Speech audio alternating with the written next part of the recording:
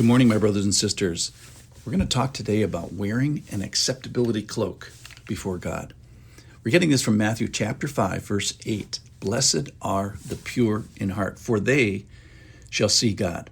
So imagine you're a pastor of a congregation of the impure, and think of another pastor who has a congregation of the pure.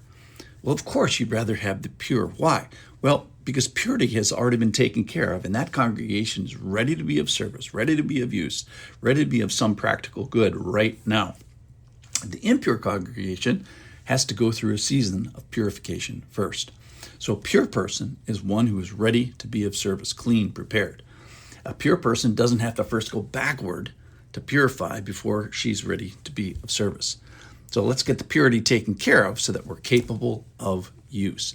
So are you spiritually ready, pure now?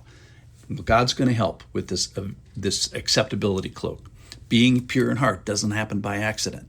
So it's important, and it's also beneficial. So neighbors are benefited, church is benefited, yourself, your family is benefited. It's the state of readiness that some good work has already been done. So what is purity?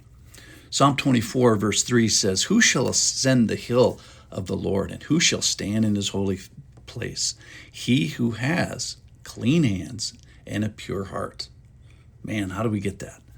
And then 2 Timothy 2:22, "Flee youthful passions and pursue righteousness, faith, love, and peace, along with those who call on the Lord from a pure heart." So one of the most disturbing passages, we have to talk about it, is in Genesis chapter 6, verse 5. One of the most disturbing in the whole Bible. And it is, "The Lord saw that the wickedness of man was great in the earth." This is a particularly bad season of mankind. But here we go. "And that every intention of the thoughts of his heart was only evil continuously."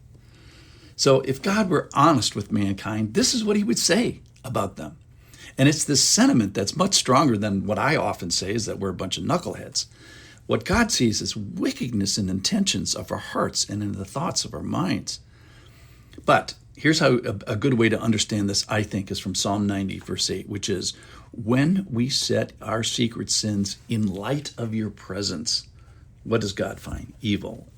So we're evil in comparison to him. We are so far separated from him. So that's the problem. And yet, our beatitude today has this great news, which is, "Blessed are the pure in heart, for they shall see God." So we can achieve purity, if you will. There is even such a thing as the pure in heart was one of the amazing things about this passage. And I don't think it means ritual purity, dotting your I's and crossing your T's and getting merit badges of attendance and generosity or attaboys from your pastor. A pure heart is one that has the being liked by God, the affection of God. A pure heart is one that is looked favorably upon God himself, by God himself. It reminds me of the famous passage in Psalm 139, where David says, "O Lord, you have searched me and known me. You know when I sit down and when I rise up. You discern my thoughts from afar. You search out my path and my lying down and are acquainted with all my ways. Even before a word is on my tongue, behold, O Lord, you know it altogether." So we see God looking so intimately, attending the activities, discerning the thoughts, searching the intent, being acquainted with the ways and the words of us. So a pure heart is one that is known. You can write that down. And beyond just known, affirmed, given affection. A pure heart is one that is assessed and appreciated.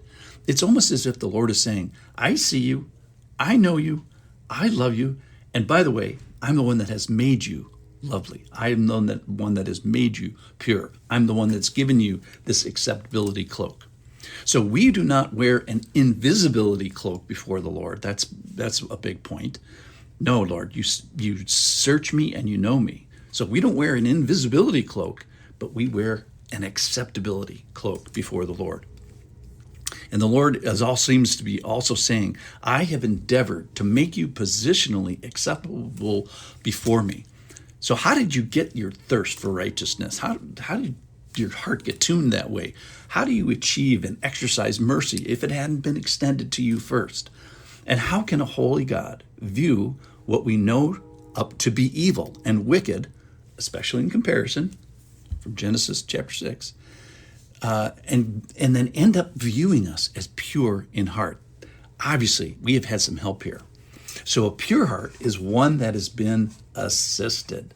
A pure heart is one of borrowed purity. That's where we get that cloak. Jesus lends us his acceptability before the judgment of the Father. So this acceptability cloak that I wear in declaring me pure has been borrowed from Jesus. So he willingly gives it, knowing the state of imperfection that we start with. So we talked yesterday about a heart that's ready to go, ready to be of service. So this pure heart is available. That's from yesterday. From today, a pure heart is one that's known at depth and has the affection of the Lord, the acceptability given by him.